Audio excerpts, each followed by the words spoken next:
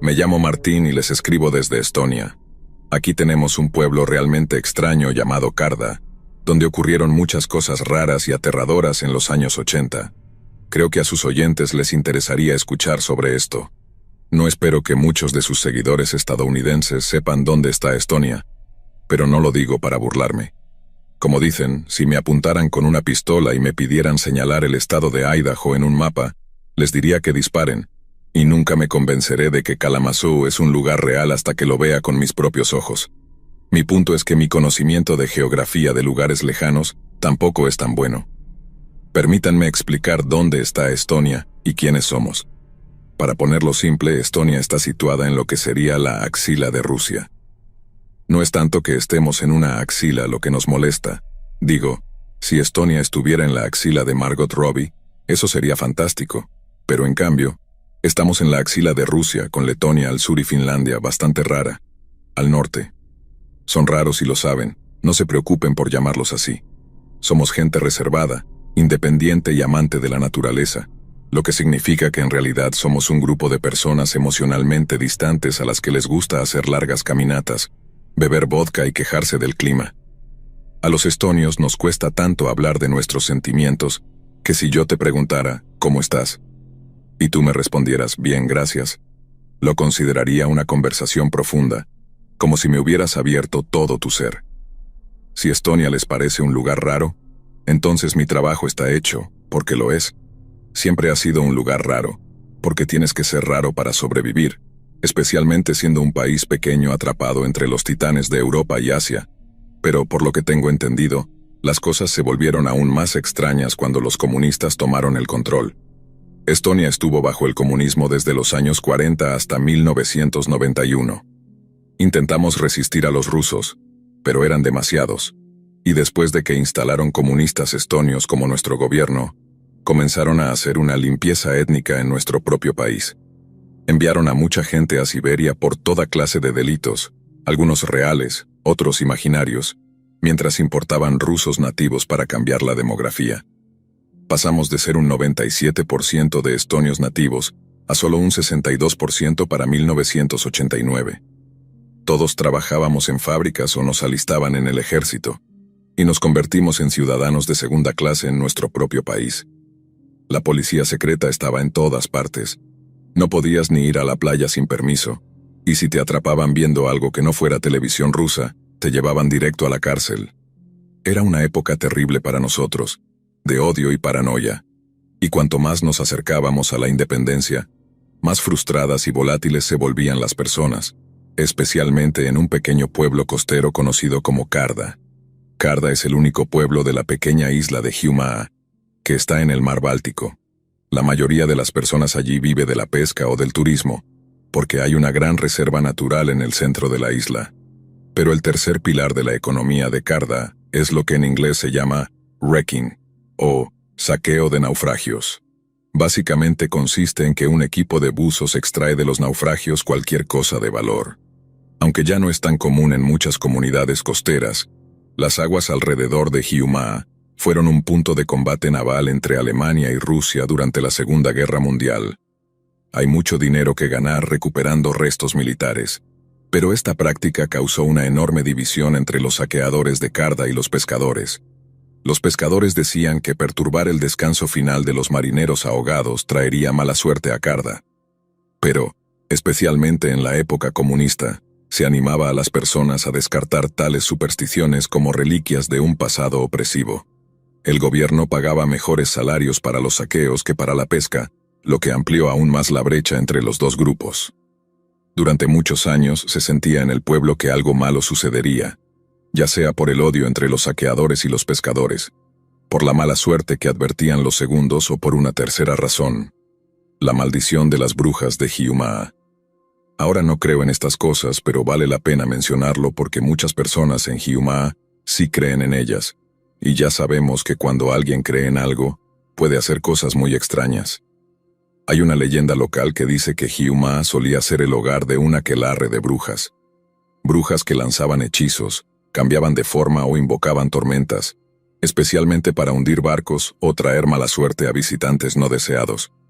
Una de las historias cuenta que hace cientos de años, Un pescador insultó a un grupo de brujas, y ellas maldijeron a su familia. Sus descendientes sufrieron infortunios por generaciones, y como muchas familias de pescadores de Carda descienden de esa misma familia, se hacía referencia a la maldición de las brujas tras la pérdida repentina y trágica de un barco pesquero local.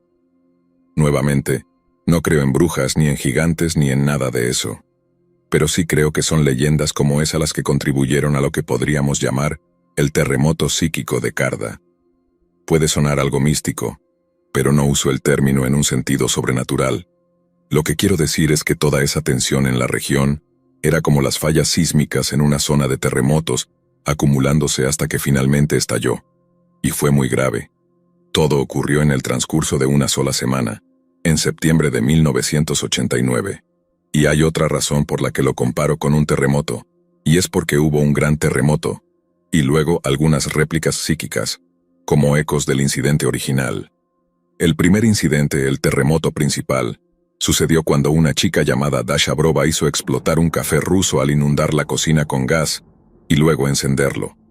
La explosión ocurrió hacia el final del servicio un sábado por la noche, cuando el restaurante estaba lleno, y el personal de cocina estaba en el área de comedor disfrutando de vodka después del trabajo. Para cuando olieron el gas, ya era demasiado tarde. Cuando todo terminó, 14 personas terminaron en el hospital, algunas con heridas graves, y 5 más en la morgue. Las autoridades culparon rápidamente al sentimiento antirruso y estaban listas para usarlo como excusa para arrestar a estonios disidentes que apoyaban el movimiento independentista. Pero cuando se descubrió que la autora del atentado era una camarera rusa de 16 años, todos en Carda quedaron atónitos. Dasha no tenía antecedentes de comportamiento violento o destructivo. Según todos era tranquila, bastante popular y le iba bien en la escuela. Entonces, ¿qué llevó a una chica bien educada y reservada a querer explotar un café y llevarse consigo a tantas personas como fuera posible?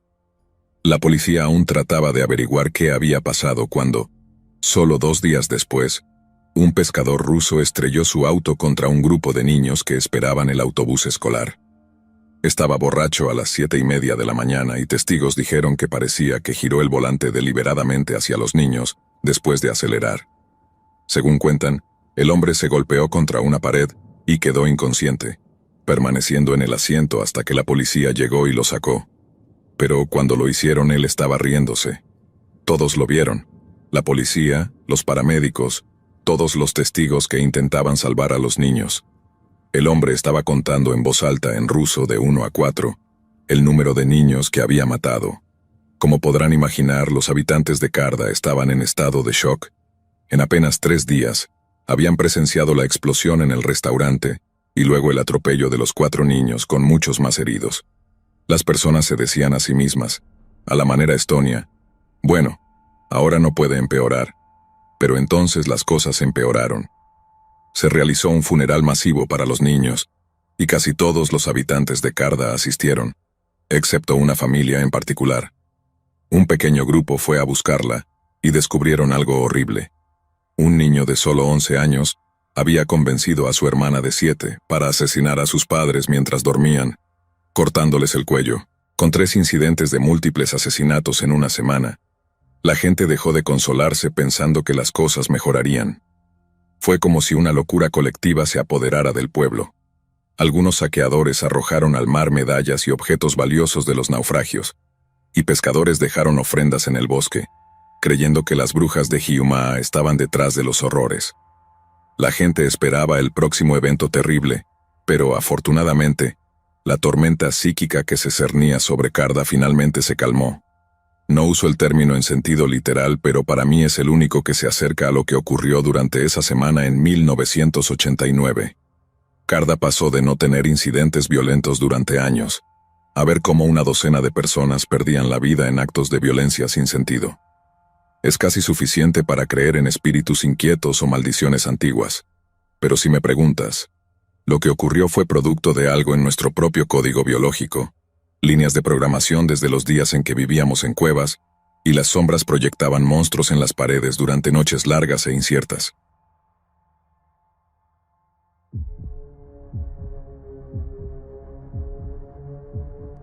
Sin duda, el mayor escándalo que golpeó mi pequeño pueblo en Arkansas fue un verano en el que una chica de 9º grado terminó en el hospital tras ser atacada mientras volvía a casa desde la escuela. Quienquiera que la atacó no solo la golpeó brutalmente, sino que la violó al punto de que necesitaron operarla para reparar el daño. El doctor que realizó la cirugía rompió en llanto durante la rueda de prensa después del procedimiento. Su trabajo era dar la buena noticia de que las cirugías habían sido exitosas y que su vida se había salvado, pero aún así, no pudo contener las lágrimas. Obviamente el siguiente paso fue encontrar al responsable. La memoria de la víctima sobre el incidente era confusa, y no pudo dar una descripción detallada de su atacante, así que el pueblo entero cayó en un estado total de paranoia, tratando de averiguar quién podría haber sido. La policía estatal se encargó de la investigación, mientras que los policías locales iban de puerta en puerta y hacían visitas a las escuelas pidiendo cualquier información que pudiera ayudar. Fue una época muy intensa. Aquí nunca habíamos vivido nada parecido. En este lugar, si alguien recibe una multa por exceso de velocidad, eso es lo que se comenta durante semanas, con la gente preguntándose hacia dónde iba tan rápido o de qué estaba huyendo.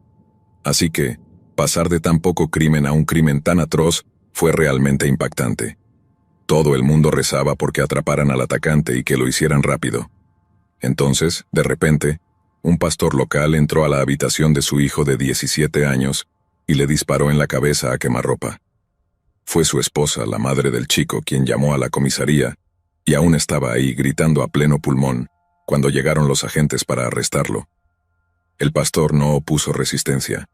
Simplemente dejó que le pusieran las esposas y caminó con ellos hasta la patrulla para llevárselo. En el departamento de policía, el hombre hizo una confesión completa y detalló toda la secuencia de los hechos. Contó que había tenido una discusión con su hijo, que luego bajó a abrir su caja de armas, sacó una pistola y subió de nuevo para dispararle. Les dijo cuál fue el arma que usó, el calibre de la bala, todo, menos la razón de lo que había hecho. Los agentes le preguntaron una y otra vez sobre el motivo de la discusión, sobre por qué era tan grave que sintió que tenía que dispararle, pero no importaba cuántas veces reformularan la pregunta o insinuaran posibles razones. El pastor no quiso decir por qué lo hizo. Simplemente repetía que él fue quien lo hizo y pedía que lo llevaran a la cárcel. Oficialmente nadie sabe por qué el pastor mató a su hijo apenas una semana después de que esa chica de 9º grado terminó en el hospital. Pero fuera de los registros oficiales todos sabemos por qué. Es la razón por la que el atacante de la chica nunca fue capturado. Lo único que sigue siendo un misterio para todos es cómo el pastor se enteró, porque fuera de una confesión directa es difícil imaginar cómo un padre podría descubrir algo así viniendo de su propio hijo. Hay muchas especulaciones en el pueblo, algunas bien intencionadas y otras no tanto, pero también parece que a la gente no le molesta nunca saber cómo el pastor descubrió que su hijo fue quien atacó a esa chica de 9º grado.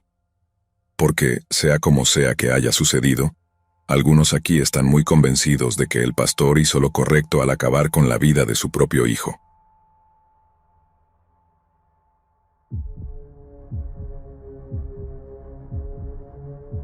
A fines de agosto de 1996, cuando tenía solo 19 años, llegué a casa y encontré a mi mamá sentada en la mesa de la cocina. Había estado en una fiesta con mi novia de entonces la noche anterior, y tras una de mis primeras experiencias serias con el alcohol, no me sentía muy bien. Crucé la puerta principal y entré en una casa tan silenciosa que pensé que mi mamá y mi hermana estaban en otra parte, pero al entrar en la cocina, vi a mi mamá sentada allí en completo silencio con una copa de vino frente a ella. Fue tan inesperado y me sentía tan mal que al verla, di un pequeño salto. Pero entonces, esa sorpresa fue rápidamente reemplazada por un temor enorme. Mi mamá nunca bebía durante el día y nunca se sentaba así en la mesa de la cocina, en silencio, sin hacer nada. Así que, muy probablemente, empecé a sospechar que podría estar por recibir muy malas noticias. Me pidió que me sentara, y cuando lo hice me dijo que mi papá se había ido y que no iba a volver. Le pregunté si al decir se había ido quería decir había muerto. Cuando mamá negó con la cabeza y me dijo que no, que simplemente se había marchado, recuerdo que me sentí como flotando en una isla de alivio por un momento, antes de hundirme de nuevo en un mar de conmoción. Tan pronto como pude, empecé a hacerle un montón de preguntas. ¿Cómo sabía ella a dónde había ido? ¿Cuándo se había ido y cosas así? Y la respuesta breve a todas esas preguntas fue que no lo sabía. Y cuanto más intentaba ella encontrar una respuesta significativa, más se angustiaba. Él no le había advertido, no dejó una nota. Simplemente empacó una maleta, subió al coche y se marchó hacia quién sabe dónde. La conversación terminó con mi mamá llorando y yo abrazándola mientras le decía que todo iba a estar bien. Pero, como desafortunadamente descubrí, nada iba a estar bien. Durante los primeros 2 o 3 meses nadie hablaba realmente sobre la partida de mi papá. Hubo llamadas y visitas rutinarias de parientes para ver cómo estábamos, pero las conversaciones se centraban en nuestro bienestar, no en por qué papá se había ido o si volvería. Cualquier cosa que rozara el misterio de toda la situación tendía a molestar a mamá hasta el punto de que no podía hablar más sobre el tema, y mentiría si dijera que yo no sentía lo mismo. Pero, luego de dejar que el impacto se disipara por completo, todo el dolor y el duelo fueron reemplazados por una curiosidad ardiente, que solo se intensificaba con el deliberado y duradero silencio de mi mamá sobre el tema. No es que estuviera en negación ni nada. Cada persona procesa el duelo de manera distinta, pero cada vez que sacaba el tema de mi papá, ella empezaba a llorar o a enfurecerse y a gritar cosas como: «No me hables de ese pedazo de basura. Está muerto para mí». No tuve más remedio que buscar respuestas en otra parte. Y como sospechaba firmemente que mamá me estaba ocultando algo, lo hice con gran intensidad.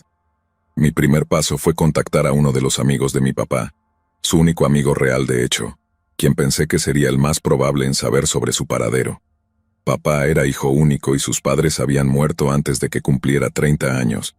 Pero él y su amigo Carl habían sido cercanos desde sus días en la universidad, incluso antes de que conociera a mamá. Pensé que, si alguien sabía dónde estaba mi papá, sería él. Pero cuando lo llamé, dijo que mi llamada era la primera noticia que tenía al respecto. No tenía idea de por qué papá podría haberse marchado, pero sí sabía de algunos lugares a los que podría haber ido. Y uno de esos lugares era un pequeño pueblo al norte de Canadá, en medio de la naturaleza llamado Wrigley. Logré descartar la posibilidad de que se quedara en Portland, porque ya no iba a su trabajo. Luego probé en su ciudad natal, Lincoln City, pero, por lo que pude averiguar, tampoco estaba allí. Entonces, y solo entonces, consideré la idea de viajar hasta Wrigley, el más lejano de los 3 posibles destinos, porque hacerlo significaba conducir 30 horas seguidas a través de algunas de las zonas más remotas de la naturaleza canadiense. Carl dijo que mi papá había pasado un verano allí durante sus años de universidad, y que frecuentemente hablaba de ello con nostalgia. También mencionó que le gustaría regresar algún día. Entonces, según Carl, existía una buena posibilidad de que, si había sufrido algún tipo de crisis de mediana edad, se dirigiera a Wrigley. Wrigley, que está a poco más de 720 kilómetros de la ciudad grande más cercana, tiene una población de alrededor de 100 personas, en su mayoría ciudadanos de las primeras naciones. Tiene una sola gasolinera, una clínica médica, y la oficina de la RCMP más cercana está a más de 320 kilómetros. Es la misma definición de un pueblo pequeño. Pero para mí eso era una buena noticia, ya que no tendría a dónde esconderse. Me advirtieron sobre el peligro de viajar en invierno porque puede llegar a 60 grados bajo cero allí en los meses de invierno, así que me aseguré de hacer el viaje en verano.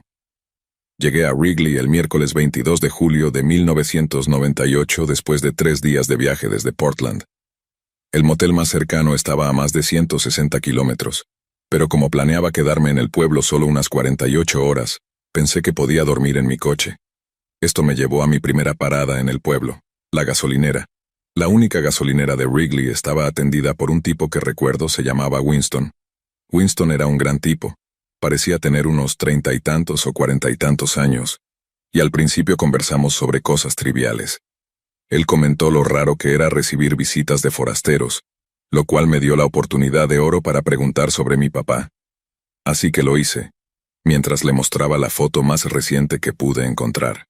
Winston no lo reconoció en la foto más reciente, pero sí reconoció a alguien en la segunda foto que le mostré, que saqué de entre las pocas pertenencias que papá había dejado. Mostraba una versión mucho más joven de mi papá en sus años de universidad, junto a una mujer de la misma edad. Ambos estaban vestidos con ropa de senderismo, y estaban de pie a cada lado de una gran roca, señalando lo que parecía ser un depósito mineral que corría por el centro. Winston reconoció el lugar como la Roca del Cazador, un punto de referencia a unos 16 kilómetros fuera del pueblo. Había sido algo famoso en los años 80 porque unos geólogos vinieron desde Vancouver para examinarlo, y las leyendas locales decían que era la lanza de un antiguo cazador gigantesco que se había incrustado en la tierra cuando falló su objetivo. Esto dio lugar a rumores de que la Roca del Cazador era algún tipo de meteorito que se había enterrado profundamente en la tierra después de caer del cielo. La llegada de los geólogos causó bastante revuelo en el pueblo, porque mientras muchos estaban emocionados por conocer la verdad sobre los orígenes de la roca, otros creían que aplicar tanto rigor científico sería una falta de respeto hacia las creencias de sus antepasados. La roca resultó no ser ningún tipo de meteorito, ni tampoco la gigantesca lanza de algún cazador titánico, pero curiosamente, los geólogos estimaron que se extendía profundamente en la tierra, potencialmente hasta más de 1 kilómetro, y a menos que el área fuera algún tipo de volcán extinto, no tenían idea de cómo había llegado allí. Digo todo esto porque estaba muy interesado en saber por qué mi papá había visitado el lugar. No recordaba que tuviera algún interés en la geología, pero tal vez pensó que era algo que podía hacer mientras estaba en la zona. Pero luego de que Winston me contara sobre la Roca del Cazador y le mostrara las fotos una vez más, comenzó a observar con atención a la chica de la segunda foto. Me preguntó si sabía quién era, y cuando le dije que no, me preguntó si estaba bien si llevaba la foto a la parte de atrás mientras hacía una llamada. Procedió a decirme que, con un 80% de certeza, la chica de la foto era la misma que había desaparecido en los años 70, cerca del Gran Lago del Oso. Dijo que había personas con las que debía verificar para estar 100% seguro, pero que su cara era notablemente similar a la que había visto en los carteles de personas desaparecidas cuando era niño. Le pregunté entonces a quién necesitaba hablar para estar seguro, y me dijo que debía visitar la oficina de gobierno local, que estaba dentro de la clínica médica del pueblo. Como había llegado muy al final de la tarde, la oficina estaría cerrada hasta la mañana siguiente. Entonces, después de que Winston me deseó suerte en mi búsqueda, tomé un paseo por el pueblo y luego regresé a mi coche. A la mañana siguiente pasé por la gasolinera para tomar un café y algo de desayuno. Conversé con Winston y luego me dirigí a la clínica. Allí conocí a Irwin, jefe de la nación de los Pedaki, y aunque sonaba como un título muy grande, él me dijo que a veces se sentía más como un empleado administrativo, y que su título era casi puramente ceremonial. Era un hombre acogedor y generoso, y en cuanto lo conocí, supe que estaría dispuesto a ayudarme. Sin embargo, el jefe Irwin tenía malas noticias que compartir. El jefe operaba desde una oficina del tamaño de un armario para escobas, y al asumir que era un tipo de turista, me ofreció responder cualquier pregunta que tuviera. Incluso se ofreció a conseguirme un guía que me llevara por la zona en un todoterreno, para que pudiera ver todas sus tierras tribales desde el asiento de pasajero. Pero cuando le conté mi historia, o sea, que estaba buscando a mi papá, su rostro se suavizó, y cuando le mostré la segunda foto, la de lo que asumí eran sus días de universidad, jamás olvidaré cómo reaccionó el jefe. Pasó de ser feliz y sonriente a tener una expresión tan fría que casi me asustó. Luego simplemente dijo, «Creo que tú y yo deberíamos hablar en mi oficina». Puede sonar morboso para algunos, pero yo estaba emocionado. Claramente él tenía información valiosa, justo lo que había recorrido más de 1500 kilómetros para descubrir. Pero lo que me dijo planteó muchas más preguntas de las que respondió. El jefe Irwin me contó que la chica de la foto se llamaba Susan Calvert, y era una graduada de la Universidad King's que desapareció en el verano de 1973. Luego, señaló a mi papá y me dijo que había sido uno de los sospechosos potenciales detenidos por la Real Policía Montada de Canadá, RCMP, y que había sido interrogado en relación con la desaparición de Susan Calvert no una, sino 2 veces. Obviamente todo esto fue muy impactante, y puede que suene un poco psicópata, pero para mí, esto era progreso. Un avance sólido. Era la primera vez en literalmente 18 meses que cada rincón que buscaba o cada persona a la que acudía no terminaba en un callejón sin salida. Aunque fueran malas noticias, como que mi papá había sido potencialmente sospechoso de asesinato, era algo sólido a lo que aferrarme, lo cual me dio una idea de por qué podría haberse marchado. Piénsalo.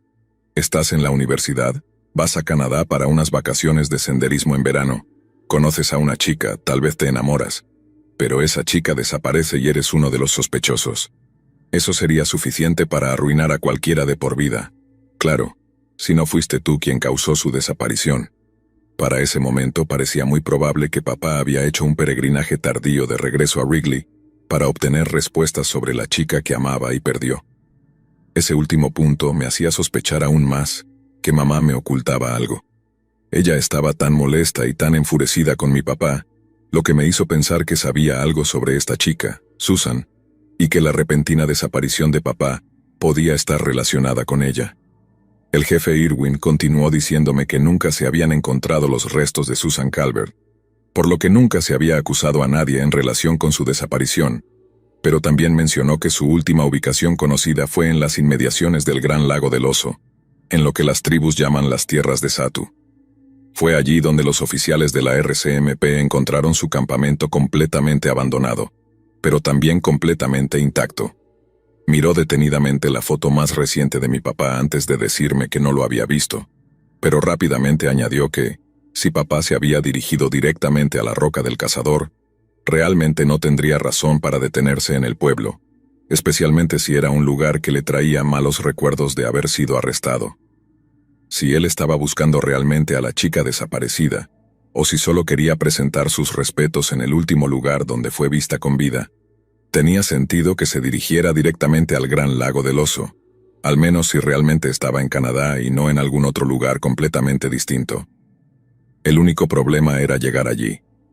Desde Wrigley, había que conducir unos 320 kilómetros hasta un lugar llamado The Line, y si no contabas con un buen todoterreno, que obviamente yo no tenía, no había manera de hacer ese viaje. Incluso si tuviera uno, aún me esperaba una caminata de unos 48 kilómetros a través de los pantanos, con toda clase de bichos y mosquitos, sí, también los tienen allá arriba, hasta el lugar donde se encontró el campamento de Susan Calvert. Podía hacer todo el proceso de alquilar un todoterreno, llegar hasta The Line, y luego caminar 3 días a través de un terreno bastante infernal, y todo eso podía terminar en nada. Concedido, lo consideraba una causa noble. No había literalmente nada más importante para mí que tratar de encontrar a mi papá y potencialmente llevarlo de vuelta a casa. Pero como en todo gran esfuerzo, el espíritu estaba dispuesto, pero la carne era débil. Y en mi caso, mi cuenta bancaria era aún más débil. Simplemente no podía permitirme extender mi estadía unos días más, ya que había tomado toda una semana libre del trabajo y había gastado una fortuna en gasolina, moteles y comida de carretera. Era tirar la toalla o llamar a mamá y suplicarle que transfiriera algo de dinero a mi cuenta. Luego tendría que llamar al trabajo y arriesgarme a que me despidieran después de rogar por unos días extra de licencia, cuando ya había puesto a mi jefe en un aprieto al solicitar una semana libre con un aviso relativamente corto. Renunciar en ese momento y tal vez regresar en una fecha posterior parecía el curso lógico de acción. Estar allá arriba, en los territorios del noroeste, me hacía sentir que estaba cerca. ¿Sabes a lo que me refiero? Tan cerca que casi podía sentirlo allí conmigo de alguna manera. Cuanto más lo pensaba, más me daba cuenta de que no había marcha atrás. No a menos que quisiera vivir con el remordimiento de la inacción por el resto de mi vida. Pero lo que realmente lo selló fue cuando el jefe Irwin me dijo que en The Line había una oficina de la RCMP, y que allí fue donde interrogaron a mi papá después de que su amiga Susan desapareció. Tendrían informes, registros escritos, todo lo que necesitaba para obtener más información sobre lo que le había sucedido a ella y a mi papá. Con eso en mente, llamé al trabajo y luego llamé a mi mamá. Ahora bien, conseguir el tiempo libre fue fácil porque fui honesto con mi jefe, y le conté lo que estaba haciendo. Mi papá se había ido. Estábamos preocupados por él. Así que yo estaba buscándolo con la esperanza de llevarlo a casa, e incluso salvar su vida. Y al escuchar eso, mi jefe dijo, «Tómate todo el tiempo que necesites». Mamá, por otro lado, no fue tan fácil de convencer. Ella no sabía dónde estaba ni qué estaba haciendo, así que cuando la llamé y le informé de la situación, no estaba feliz. Para nada. A la luz de lo que estaba haciendo, se negó a enviarme dinero y me dijo que regresara a casa de inmediato. Tuve que discutir con ella durante aproximadamente media hora usando el teléfono de la oficina en la gasolinera de Wrigley, antes de que finalmente cediera y aceptara enviarme algo de dinero. Mentiría si dijera que en algún momento no se puso un poco sentimental, y estaré siempre agradecido con el viejo Winston por darme privacidad durante esa llamada. Fue posiblemente una de las más intensas que he tenido. También le debo a Winston de otra manera, y una aún más grande, porque fue él quien aceptó llevarme hasta casi el Gran Lago del Oso, a cambio de nada más que dinero para gasolina, y supongo que ya estaba bastante involucrado en mi pequeña historia para ese punto, especialmente después de que le compartí lo que había aprendido del jefe Irwin. Pero, antes de partir al día siguiente, me dijo que no me acompañaría en el trayecto hacia los pantanos. Le dije que no lo esperaba, y que aún no estaba 100% decidido en cuanto a si me dirigiría hasta allá, pero entonces dijo algo que recordaré hasta el día que muera.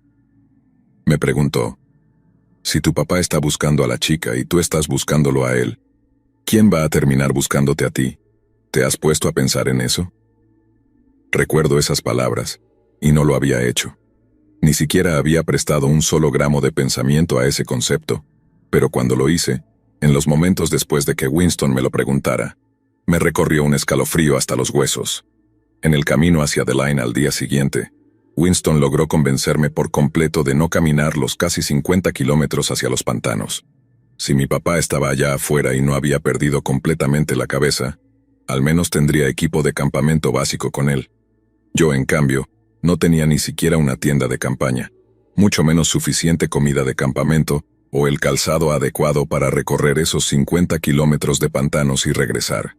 Así que, en realidad, perseguir a mi papá en las tierras de Sagtu era poco realista. Lo que sí podía hacer era hablar con la RCMP en The Line, informarles de la situación con mi papá y darles mis datos de contacto para que pudieran llamarme en caso de que lo vieran. Y tal vez, solo tal vez, alguien allá podría decirme más sobre por qué arrestaron a mi papá en relación con la desaparición de su amiga. Nos tomó unas 5 horas llegar a The Line, y cuando llegamos, Winston nos llevó directamente a la oficina de la RCMP, que por suerte estaba justo al lado de una tienda de comestibles. Me dijo que nos compraría unas sodas y algo de comida caliente mientras yo entraba solo a la oficina. Esta era solo un área pequeña de recepción con una habitación más grande detrás. Después de mirar por la puerta abierta, saludé a un oficial joven de la RCMP, un guardia con abrigo rojo llamado Jacobs, que parecía tener mi edad. Estaba más que dispuesto a ayudarme, pero cuando se dio cuenta de que mi consulta iba más allá de una pregunta básica, me pidió que esperara mientras llamaba por radio al único otro oficial en The Line, un hombre llamado Mackenzie. No es su nombre real, y pronto entenderás la razón del seudónimo. Mackenzie, considerablemente mayor que su joven colega, parecía estar mucho más capacitado para ayudar con preguntas de naturaleza histórica, y vaya que me ayudó. Al principio fue un poco frío conmigo, pero después de que le conté toda la historia sobre la búsqueda de mi padre, se suavizó lo suficiente como para hablar conmigo. Mackenzie realmente recordaba el incidente que involucraba a Susan Calvert y a mi padre, porque él mismo había sido un joven oficial en los años 70, en el momento de la investigación. Recordaba a mi papá tropezando de regreso a The Line solo. Recordaba cómo fue él quien denunció la desaparición de Susan. Y también recordaba cómo, después de la primera ronda de interrogatorios, los oficiales no tuvieron más remedio que considerarlo sospechoso. Mackenzie no estuvo presente en ninguno de los interrogatorios, así que lo único que sabía era que mi papá de alguna manera se había implicado a sí mismo, pero eso era todo. Tuvieron todos los archivos e informes allí, pero Mackenzie dijo que no podía compartirlos sin la autorización adecuada, y que esa autorización solo podría llegar después de una larga solicitud de acceso a la información pública. Si me mostraba los archivos, podría perder su trabajo, y como él mismo dijo, no había trabajado casi 30 años solo para perder su pensión por un pequeño descuido como ese. Fue frustrante, pero también, de alguna manera, extrañamente catártico. En el fondo, había esperado que tal vez me mostraran los archivos en la habitación trasera o algo así, pero supongo que eso era pura fantasía de mi parte. Hacer una solicitud de acceso a la información podría llevar meses, pero para mí era solo otro paso en lo que ya había sido un largo camino en la búsqueda de mi papá. Llevaba buscándolo unos 18 meses a estas alturas, y claro que podía esperar un poco más. Y aunque había viajado todo ese camino, sabía que no regresaría a casa completamente con las manos vacías. Mackenzie y el oficial Jacobs prometieron mantener los ojos abiertos en busca de mi papá, y se comprometieron a llamarme si escuchaban o veían algo en las fauces del oso, como llamaban a los pantanos donde Susan Calvert desapareció. Antes de irme, Mackenzie me preguntó cuáles eran mis planes. Le dije que regresaría a Wrigley, y que probablemente pasaría otra noche en mi coche antes de dirigirme hacia el sur por la mañana. Me deseó suerte y le di las gracias. Luego salí para encontrarme con Winston cerca de su camioneta. Nos compró unos sándwiches, y mientras volvíamos a Wrigley, le conté lo que me dijeron los de la RCMP. Winston dijo que me había tenido en sus oraciones, esperando que consiguiera esas grabaciones del interrogatorio lo antes posible. No diría que soy una persona religiosa, ni mucho menos, pero a veces, solo a veces, creo que las oraciones de Winston llegaron a los oídos de alguien. Porque esa noche, mientras intentaba descansar lo más posible antes de conducir de regreso al sur, desperté al oír que alguien llamaba al vidrio de la ventana de mi coche.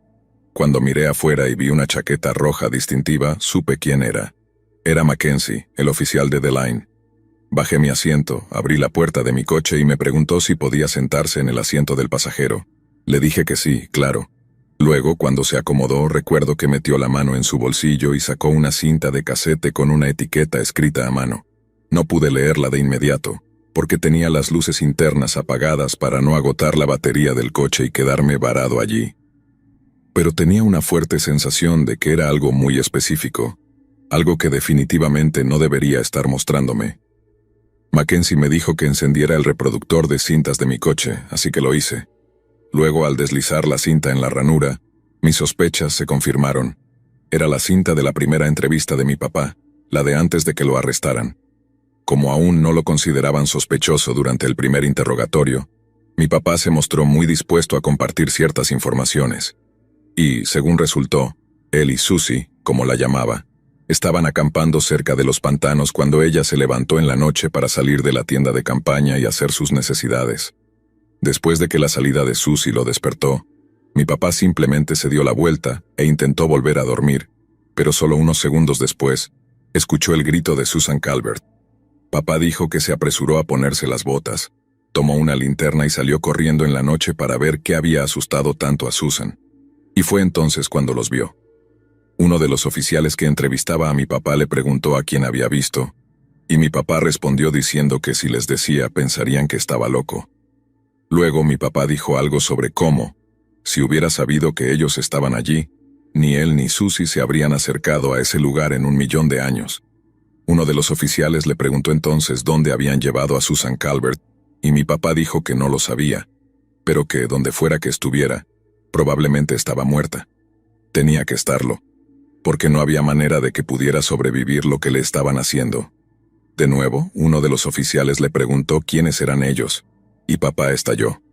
Les preguntó cómo era posible que no supieran. Les dijo que ellos vivían allí, y otras cosas que sonaban muy desquiciadas. No es de extrañar que la RCMP asumiera que él había asesinado a Susan Calvert, porque realmente sonaba como si estuviera fuera de sí. Los oficiales hicieron algunas preguntas más, pero con cada respuesta, mi papá se ponía más y más agitado. No entendía por qué no lo habían llevado a él también, ni cómo era posible que no hubieran visto a nadie siguiendo su rastro en los días anteriores. Tampoco podía explicar por qué no había ni una gota de sangre de Susan, a pesar de sus afirmaciones de que la estaban atacando violentamente. Después de eso, los oficiales anunciaron que terminaban la entrevista y la cinta se cortó. Cuando le pregunté a Mackenzie si había traído la segunda cinta, sacudió la cabeza y me dijo que no valía la pena escucharla. Según lo que dijo mi papá durante el primer interrogatorio, la RCMP lo arrestó bajo sospecha del asesinato de Susan Calvert. Recuerda que mi papá dijo que estaba seguro de que ella estaba muerta. Lo sometieron a una segunda ronda de preguntas, pero la razón por la cual no valía la pena escucharla era que mi papá se cerró completamente y no respondió más a las preguntas. Cuando pensó que tal vez los oficiales creerían, al menos parcialmente, su historia, fue muy conversador. Pero una vez que se dio cuenta de que era sospechoso de asesinato, hizo lo inteligente y no dijo ni una palabra hasta que fue liberado por falta de pruebas. Mackenzie dijo que después de ser liberado, mi papá se fue del pueblo, pero la búsqueda de Susan Calvert continuó por otros 10 días. El equipo de búsqueda y rescate encontró el campamento que había compartido con mi papá, pero no hallaron ni rastro de la chica, ni ropa, ni sangre, ni restos humanos. Finalmente la búsqueda fue cancelada, y muchos años después sus padres la declararon legalmente muerta, y fue eliminada del registro de personas desaparecidas en Canadá. Según Mackenzie, había algo en los archivos que llamó su atención.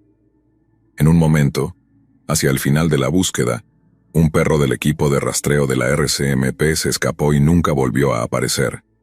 La desaparición del perro provocó una nueva operación de búsqueda y rescate, una especie de mini búsqueda dentro del esfuerzo mayor. Los oficiales buscaron por todas partes al perro desaparecido, así como a Susan Calvert, pero ninguno de los dos fue recuperado jamás.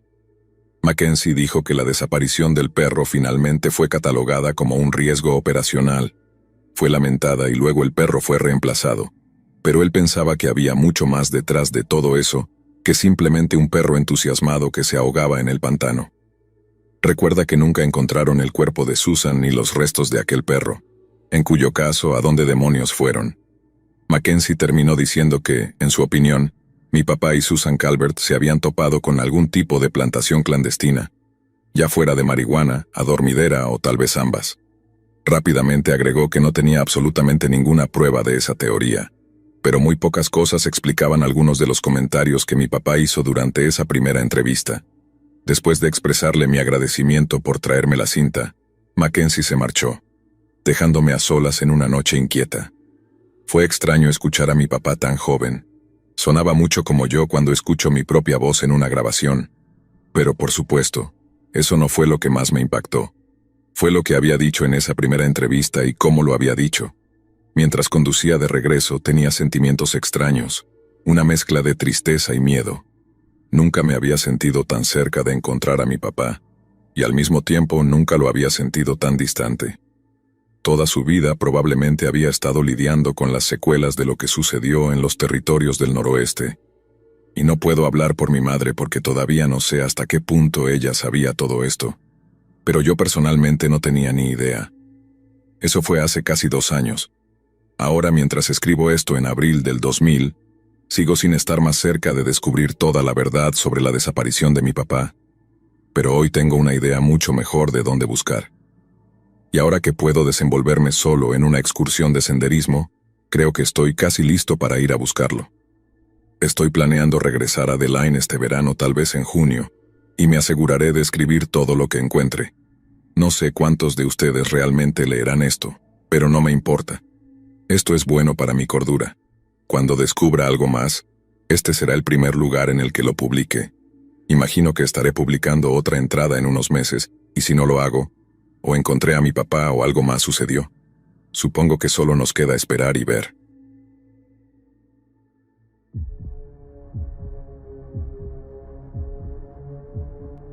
Bueno, introducción obligatoria. Vivo en un pequeño pueblo en el norte de Kentucky. Cuando digo pequeño, me refiero a microscópico. Es un vecindario agradable y, si bien es un poco estereotípicamente sureño, la tasa de criminalidad es baja y todos conocen a todos. Hay muchos fundamentalistas, muchas camionetas, y aunque como adulto no es precisamente mi estilo, en general parecía un lugar seguro para crecer. Caminas a la escuela, no hay autobús, y el pueblo es tan pequeño que puedes recorrerlo de un extremo a otro en unos 20 minutos a pie. Es un pueblo de fútbol americano, no hay mucho más que hacer realmente, y los puntos de interés más grandes son la iglesia, el campo de fútbol y el Kroger, supermercado. Esto me pasó cuando tenía 16 años. Era una típica noche de viernes, y estaba en casa viendo la tele y pasando el rato con mi hermano menor, que tenía 9 en ese momento. Recientemente habían llegado nuevos vecinos a la casa de al lado, y su hijo Austin tenía la misma edad que él. Se hicieron mejores amigos prácticamente de inmediato. Siempre hay un partido de fútbol los viernes por la noche en temporada, y todo el pueblo está allí, incluyendo muchos de mis amigos y también de los suyos. A mí los juegos no me atraían mucho. Una vez que has visto uno, los has visto todos. Aún así, ocasionalmente caminaba hasta el campo para encontrarme con amigos y hacer algo después del partido. Pero ese era el alcance de mi interés. Suena el teléfono y mi hermano lo atiende primero. Estoy bastante seguro de que estábamos jugando un videojuego en ese momento. Seguramente era Super Smash Bros. Melee en la vieja GameCube. Él era increíblemente bueno para su edad, y teníamos una bonita rivalidad entre hermanos. Siempre jugaba con Roy y yo con Marth. Las partidas eran intensas. Cuelga y me dice que Austin está en el partido con sus papás, y me pregunta si podemos ir a buscarlo. No quería ir porque, entre otras cosas, no me apetecía estar en medio de una multitud de sureños sudorosos y se lo dije. Pero luego mi hermano me dijo que la mamá de Austin, Jen, había dicho que él no podía volver solo a casa y que quería venir a pasar el rato, y que podríamos hacer un torneo de 3 personas. Anda, Jen, por favor. Maldita sea. Está bien, vamos.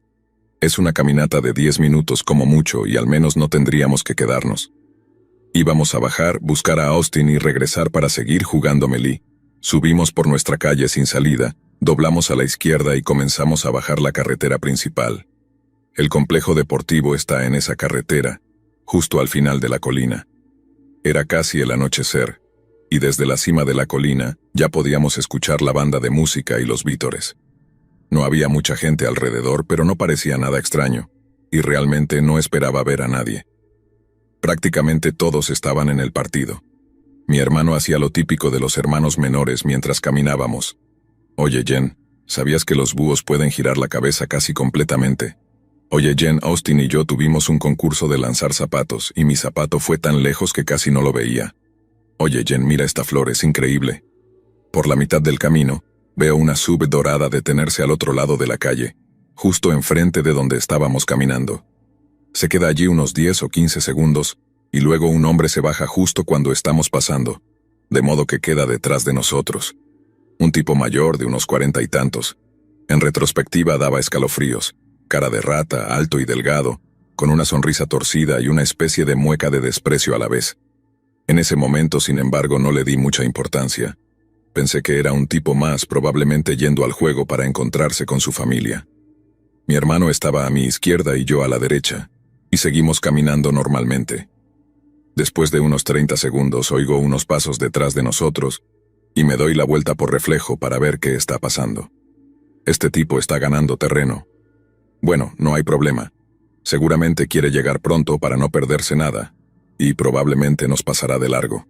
Me hubiera gustado caminar más rápido, pero tenía al niño conmigo, y sus piernas de 9 años simplemente no podían con el ritmo. Seguimos caminando normalmente, pero ya había tomado nota mental de su presencia. Pasó otro minuto y empecé a pensar, me pregunto por qué no nos ha adelantado. Parecía que tenía prisa, así que me vuelvo a girar.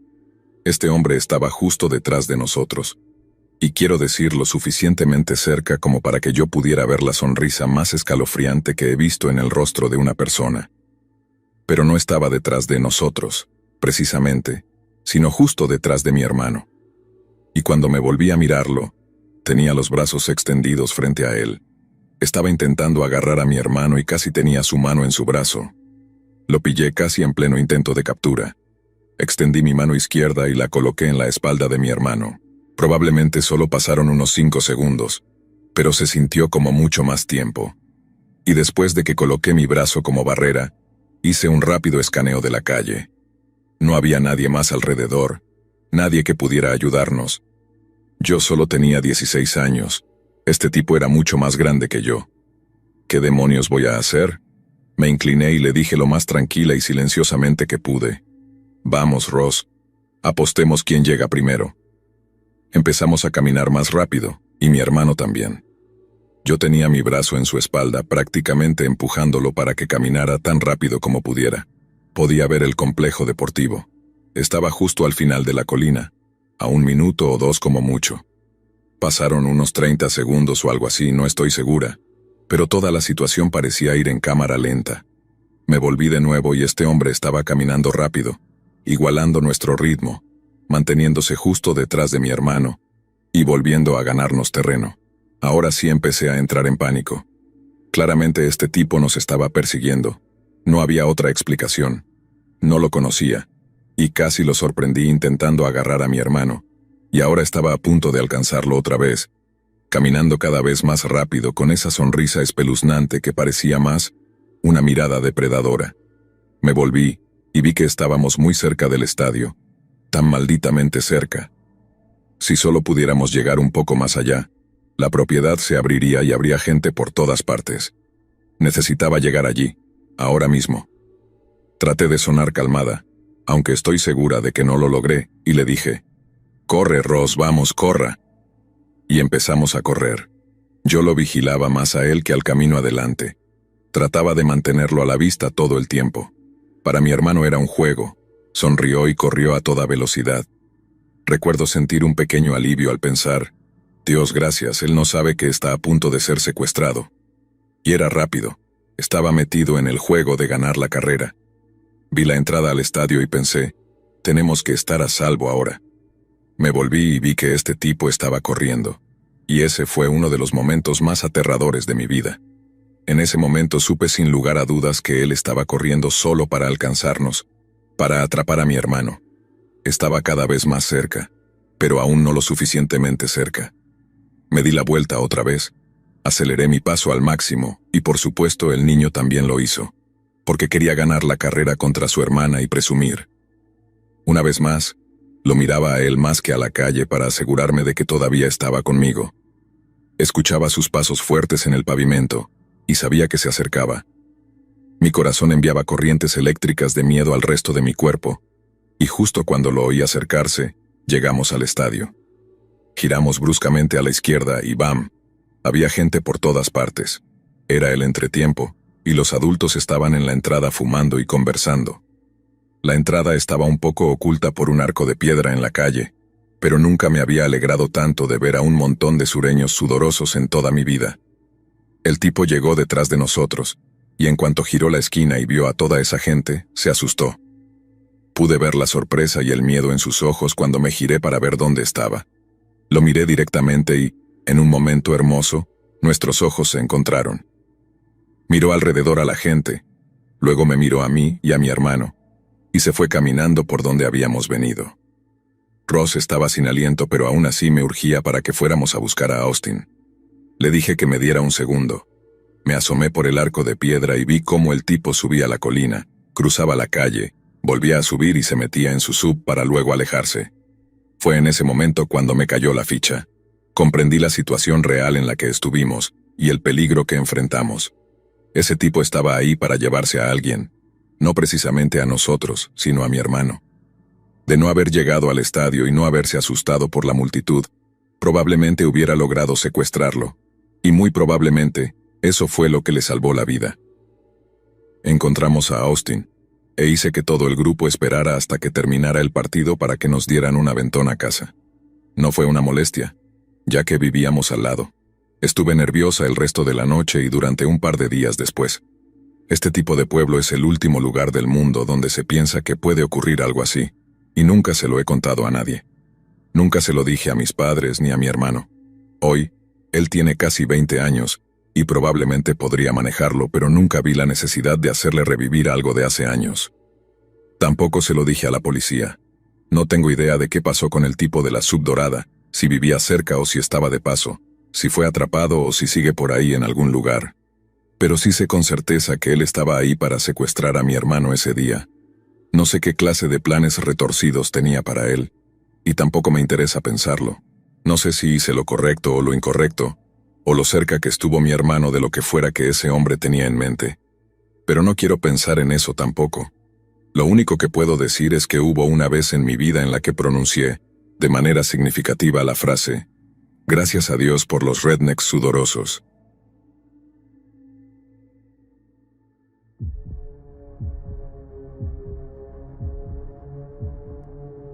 Esta historia ocurrió hace unos 5 años en un pueblo bastante pequeño de Illinois.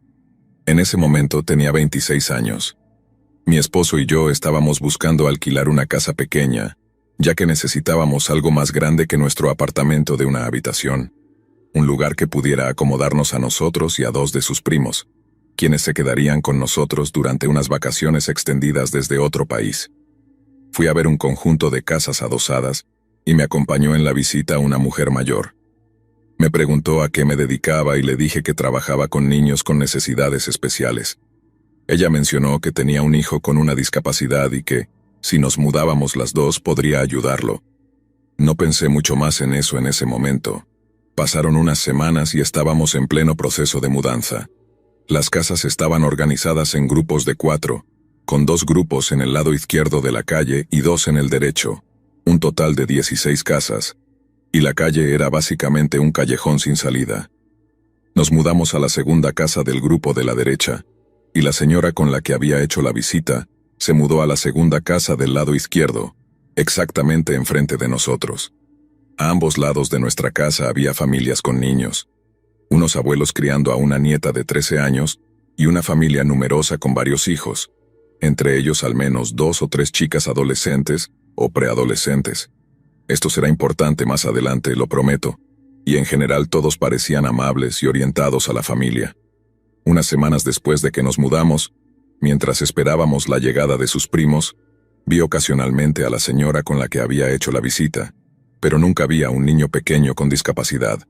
En cambio, parecía tener un hijo adulto viviendo con ella, un hombre de unos 20 y tantos años, de estatura media y algo robusto. A menudo se sentaba en los muebles del patio en su garaje, con la puerta abierta, y cuando llegaba o salía de casa nos saludábamos con un gesto o una palabra, pero nada más. Además, mucha gente en el vecindario usaba sus garajes como patios, algo muy raro que nunca pude explicar. Una noche, alrededor de las 3 de la madrugada, estaba despierta. Estaba en la escuela de posgrado y solía quedarme estudiando hasta cualquier hora. Mi esposo trabajaba el turno nocturno en una fábrica de Toyota y no estaría en casa por otras 4 horas. Me había acostado hacía unos 20 minutos, pero aún no me había dormido. Y eso iba a ser un problema a las 6:30 de la mañana, ya que en ese entonces dormir solo 4 horas era la norma. De repente, escuché un fuerte golpe en la puerta y fui a responder. A unos pasos de la puerta tenemos un juego de ventanas grandes que da a la sala de estar, cubiertas con persianas, y asomarse es claramente algo notorio para cualquiera que esté en la puerta. Decidí ignorar eso y hablar a través de la puerta. Aquí debo decir que tiendo a ser ingenua, tiendo a confiar en todos, pero he mejorado un poco desde que nos mudamos a una ciudad tras este incidente. Al otro lado de la puerta estaba el hijo adulto de la vecina. Me dijo que su madre se había ido a trabajar y él había olvidado sus llaves. Me preguntó si podría prestarle mi teléfono para llamarla. Estuve a punto de abrir la puerta pensando que lo conocía del vecindario y quería ayudarlo. Sin embargo, en el último segundo, mi sentido común se activó. Le dije que marcaría el número por él y fui a buscar mi teléfono. Cuando regresé, vi que el picaporte se movía. ¿Por qué no me detuve entonces? No lo sé. En lugar de eso le pedí el número. Aún no sé por qué no abrí la puerta. Tal vez mi intuición me detuvo. Él murmuró varios números, pero el código de área no era correcto, y ni siquiera era un número telefónico. Le pedí que repitiera, pensando que quizá había entendido mal. Entonces él dijo: «Oh, no importa. Mi mamá acaba de llegar». Recuerdo que su casa está paralela a la nuestra, así que miré por la ventana y no había nadie. La puerta del garaje no estaba abierta, no había carro en el camino de entrada, ni luces encendidas. Lo vi caminar de regreso hacia su casa y entrar directamente por la puerta principal. Después de respirar profundo, intenté decidir si debía llamar al 911 o si tal vez estaba siendo paranoica y había malinterpretado la situación. Quizás su mamá había llegado sin que me diera cuenta, aunque me parecía imposible, pero preferí no pensar en la alternativa. Sin embargo, en ese momento, un coche de policía se detuvo frente a su casa, con las luces encendidas. La pareja joven del lado izquierdo de la casa de este hombre, una pareja de lesbianas que coincidencialmente trabaja con mi esposo, salió a hablar con la policía, y yo también salí, pensando que al menos podría pedirles que hicieran un seguimiento. Resultó que el mismo hombre que intentó abrir mi puerta había intentado abrir la puerta de ellas también, e incluso había intentado entrar. Como también trabajaban en el turno nocturno, esa noche tenían libre, y se habían quedado despiertas viendo televisión. Lo oyeron, llamaron a la policía, y les conté mi versión de los hechos. El policía escuchó y luego me dijo algo así como: «Revisaré todo esto, señoras», como si no fuera gran cosa. No me pidió que presentara una denuncia ni nada por el estilo. Al día siguiente hablé con la abuela de la niña de 13 años y con la madre de la familia numerosa que vivían a cada lado de mi casa.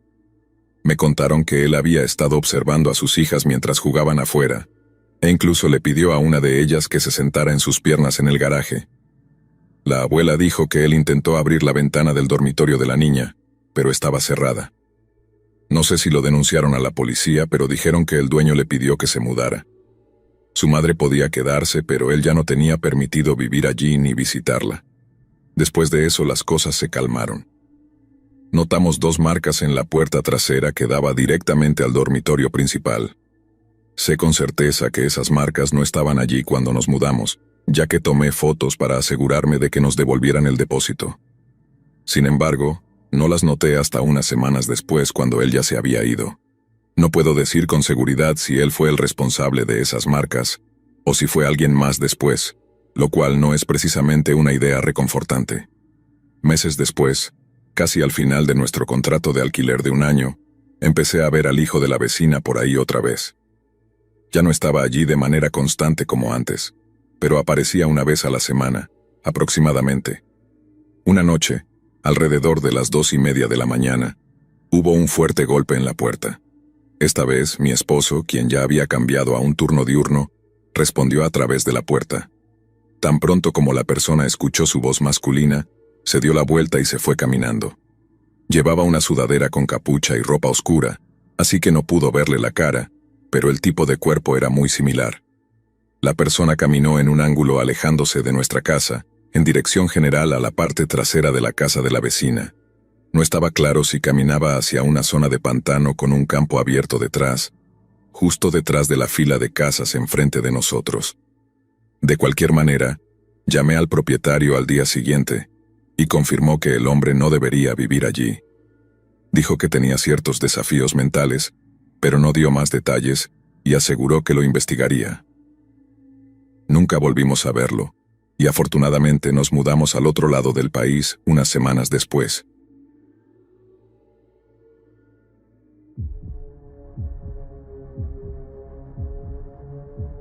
Nunca me he considerado alguien supersticiosa. Los cuentos de terror, los relatos de crímenes sin resolver y las leyendas oscuras del pasado siempre me han entretenido, pero nunca había pensado que alguna historia realmente me causaría incomodidad al punto de que no quisiera ni recordarla. No fue hasta hace pocos años cuando descubrí algo que cambió la forma en la que veía a mi propia familia. Se trata de un recuerdo, algo perturbador, que me fue revelado de la forma más inesperada y que tenía como protagonista a mi abuelo, una figura que hasta entonces siempre había considerado como alguien digno de admiración. Mi abuelo se crió en un pueblito pequeño del interior de Estados Unidos, un lugar de esos que parece detenido en el tiempo, con casas de madera, una iglesia vieja y apenas un par de negocios que todavía sobreviven. Aunque él se mudó a la ciudad cuando era joven, siempre nos contaba historias de su infancia en ese pueblo, cosas como los veranos jugando al aire libre, sus amigos de toda la vida y los días de pesca en el río. Lo que nunca mencionaba, ni siquiera de pasada, eran las partes más oscuras de su pasado. Tal vez las guardaba para sí mismo o simplemente quería que nosotros, sus nietos, tuviéramos una imagen positiva de él. Todo comenzó el verano en que decidí hacer un viaje sola a ese pueblo, un lugar que él siempre describía como tranquilo, perfecto para unas vacaciones alejadas de la ciudad y del ruido. Había escuchado tantas veces esas historias idílicas de su infancia, que me dieron ganas de conocerlo en persona, de ver esos lugares que él tanto mencionaba. Además, mi abuelo había fallecido hacía un par de años, y una parte de mí sentía que yendo allí podría conectarme de alguna forma con él, como una especie de tributo silencioso. No lo comenté mucho con mi familia, solo le conté a mi mamá y a un par de amigos cercanos quienes, entre risas, bromearon sobre lo aburrido que sería mi viaje de investigación. El viaje fue sencillo, poco más de 2 horas en auto, y el paisaje cambiaba rápidamente de edificios y autopistas a campos amplios, y una carretera solitaria que parecía no tener fin. Finalmente, llegué al pueblo y me instalé en una pequeña posada local, un lugar que probablemente tenía tantas décadas de antigüedad como el pueblo mismo. No había turistas, y la señora de la recepción parecía sorprendida de ver a alguien nuevo. Durante el primer par de días, caminé por el pueblo, explorando, tomando fotografías de las casas, de los árboles viejos y torcidos por el tiempo, de los edificios que parecían abandonados. Tenía en la cabeza la imagen de mi abuelo joven corriendo por esas mismas calles, viviendo la infancia que tanto describía. Los habitantes eran personas amables, aunque reservadas, y la mayoría parecían ya mayores. Algunos tal vez incluso contemporáneos de mi abuelo. Sin embargo, me sentía cómoda.